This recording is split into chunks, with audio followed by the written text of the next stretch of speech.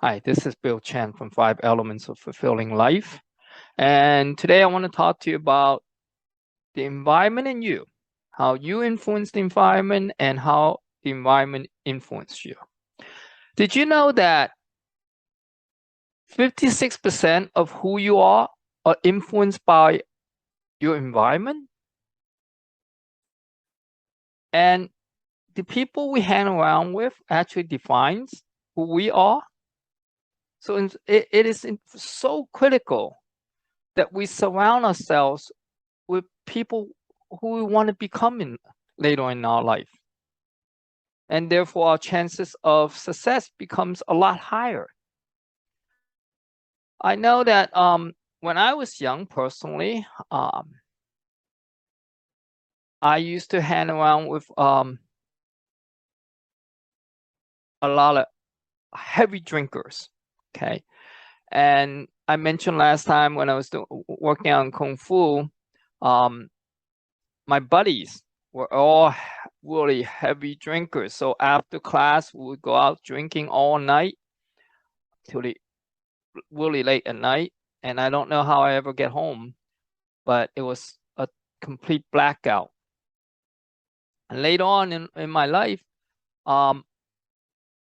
due to business, whatever, my clients, my partners were all heavy drinkers. And guess what? I had this relationship with alcohol that I can't shake all my life until only recently. 4 years ago, I just cut it cold turkey, and I haven't been drinking ever since. And because of COVID, I must thank COVID, because of COVID, I wasn't hanging around these people anymore. I didn't have a chance to gather with my buddies. I wasn't traveling as heavily as I used to. So I was able to cut alcohol out of my life. Now, who you hang around with really makes a huge difference. There's a glitch that says that if we hang around with 9 depressed friends, we will soon be the 10th depressed person in the group, right? It sounds a bit sarcastic, right? The real truth is, in Harvard, they did this study. They found that if your friend's obese, you have 50% chance of being obese. If your friend's obese, you have 20%. If your friend's friend who you never met are obese, then guess what? You still have 10% chance of being obese. Wow, you don't even know them. So as a famous saying goes, you're average of 5 people that you know in life, right? That you hang around with in life. Whether it's your health or your success, you're the average of 5 people you spend most time with. So say if you're working with Apple or Amazon, your chance of success are a lot more improved than if you're working for a passive small little company. Now, this could be triggering all areas of our life. There is a saying that a lot of rich people or affluent families send their kids to Ivy League schools, not that they can learn so much more from the Ivy League schools, but they could make the right connections. They're in the right networks. If they're in that group, the chance of success will greatly improve. Now, we are social animals as humans, right? We affect others as others affect us all the time. This is something that's built into us, to our evolution. It's a matter of fact, it's part of survival. Because in ancient times, if we don't belong to a group or tribe, chances are that we'll probably become lunch or dinner to another predator. As humans, we're not stronger, fitter, faster than all the other animals out there, right? So we need to work in a group, and that's where we're strongest. Now, that's why humans are so much genetically inclined to work in groups, to our ancestors, to commonalities like religion, ideology, principles, cultures that binds and mobilize us in large groups. That's something very different from other species, because even though bees and elephants, they might work in small groups, but they can't gather groups that they don't know. We could. As humans, we are the only unique species that can do this. We can achieve so much by just gathering people with common interests, common backgrounds, and we cooperate together to achieve a common goal. Now, this could be in a positive side, or it could be in a negative side as well, because we kind of isolate people who are different from us as well.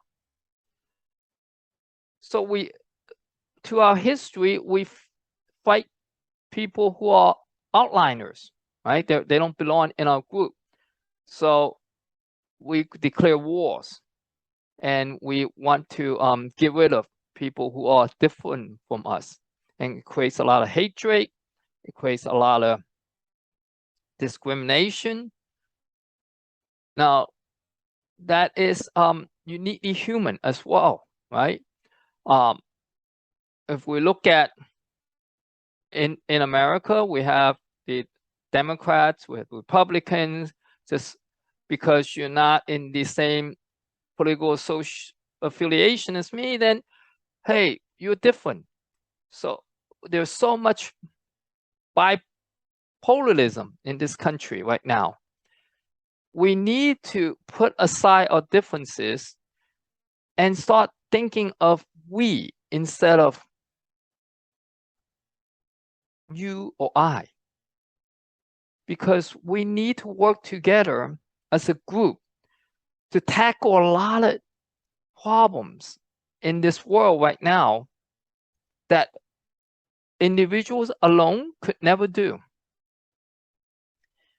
And we need to belong to those groups that we affiliate with and work really hard to accomplish common goals. I saw a video once about an old man yawning, and then when he approached a young woman, he yawns, and the young woman yawns as well in return. And then she approached a huge young man. She yawns, he yawns in return. And the old lady approaches, she yawns as well. And guess what? At the end of the film, the dog got affected, and you see the dog walking alone, yawning. So this is called the butterfly effect. When these start affecting others, it starts to cascade and multiply. It was said that a butterfly starts flapping its wings in Beijing. The weather in New York City changes as a result. Now, it might be a bit exaggerated, but it demonstrates the point of rippling effect. We change a little bit about ourselves today. If we were willing to help another person, that person becomes happier, and they're willing to help maybe 2 more people, and 2 more people are willing to be nice to 4 people, and so on, and the number multiplies. And before you know it, everyone's going to be happy, right? So it takes courage for us to step out and make the change. If I add a persistent overtime to persistently change and convince others to do the same thing, it will cascade down. And sometimes that's what leadership is all about. I saw a film in TED Talk on how to start a movement. It's not the leader who gets glorified, who people follow. Actually, it's the second in command. It's the person who follows the first person. And if that person persists, continues the movement, there's a tipping point. When the tipping point hits, more people will join in. And they start jumping on the bandwagon. Before you know it, everybody's doing it. So what I'm saying is, the environment, yes, it influences us, but we also can influence the environment as well if we're willing to take that effort, we're willing to change, right? And become less reactive, okay? There's so much problems today that we need to tackle as a group that we really need to work together, like toxins in our air, water. You know, we got typhoons that's gone rampage now all over, and we experienced 3 earthquakes globally in 7 days. We have weather that are going crazy right now in California. They have record high temperatures, and these are things that we need to tackle as a group. No one can do it by themselves, and someone has to take the initiative to start the movement. And if we're willing to do that, we can shape our environment that we live in. We can become happier and healthier in where we live. Now, I know that sometimes we feel victimized by our environment. So we may live in a poor urban area with high crime and violence, and our kids might grow up knowing nothing but food stamps and welfare. But something has to change. We can't just have this victim mindset that, yeah, just because I live in this environment, that I blame the world, I blame the politicians, I blame the government, or other groups for my misfortunes. Yes, you're starting at a different place than the more affluent families. However, you could make a change. You could make a difference. Now, there are a lot of people throughout history that has been able to change from rags to riches, like Andrew Carnegie, even John D. Rockefeller, Ralph Lauren, Oprah Winfrey, Lee Kai-seng, one of the richest men in Hong Kong, Michael Jordan. They all overcome huge obstacles to achieve where their success in life. And if we develop this hero mindset, a positive mindset that allows us to triumph over any adversity and tragedies in life, then we could become anything we want to be. We have to take responsibility for our future. Then we could adapt this hopeful attitude and opportunities begin to materialize. And doors start to open up for us to become more successful in life. If we don't like where we're at today, change. Start with your mindset. Change your mindset and you change how you feel. And then you change how you think. When you change your thinking, you could look for opportunities. Opportunities will arise, right? Go out. For instance, if you go out to the library, you have a natural tendency to want to study. If you go to the gym, you're probably going to work out, right? by being at that right place at the right time, you might be able to find the person that can help you to make that change.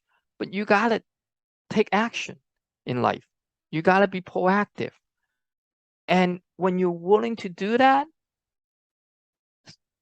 hey, life starts changing. And we become the captain of our ship.